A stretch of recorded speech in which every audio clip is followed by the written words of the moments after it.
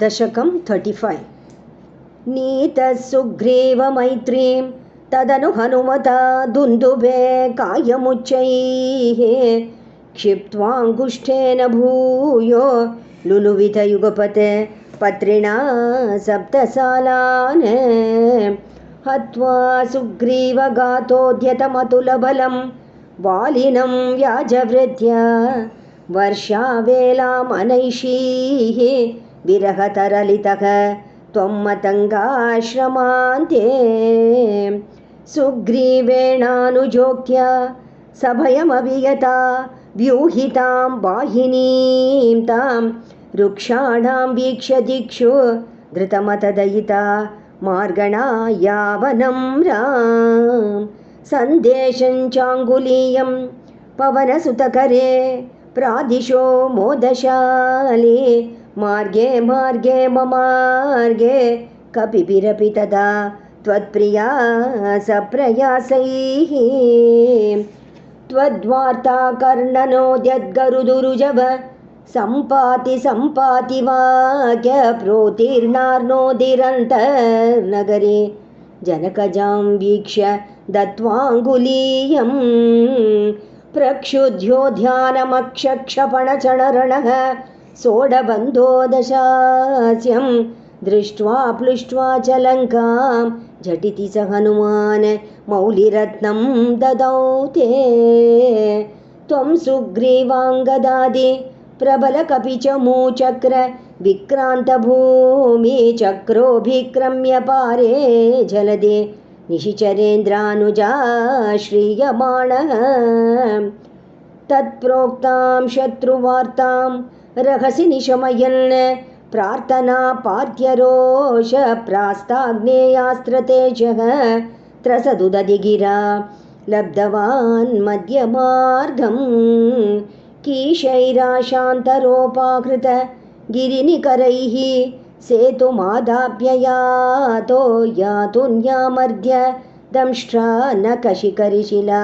सालशस्त्रैः स्वसैन्यैः व्याकुर्वन् सानुजस्त्वं समरभुवि परं विक्रमं शक्रजेत्र वेगात् नागास्त्रबद्धः पतगपतिगरुण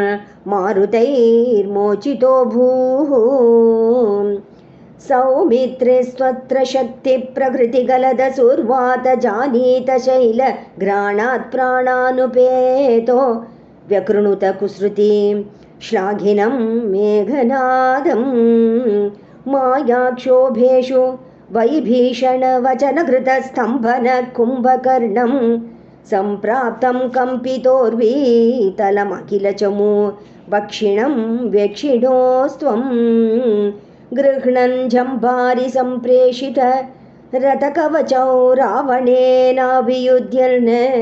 ब्रह्मास्त्रेणास्य भिन्दन् गलततीम् अबलाम् अग्निशुद्धां प्रगृह्णन् देवश्रेणीवरो जीवित समरमृतैः अक्षतैरुक्षसङ्गैः लङ्काभर्त्रा च साकं निजनगरमगाः सप्रिया पुष्पकेण प्रीतो दिव्याभिषेकैः अयुतसमधिकान् वत्सरान् पर्यरंसीः मैथिल्यां पापवाचा शिव शिव किल तां गर्भिणीमभ्यहासीः शत्रुघ्नेनार्दयित्वा लवणनिशिचरं प्रार्थय शूद्रपाशं तावद्वाल्मीकिगेः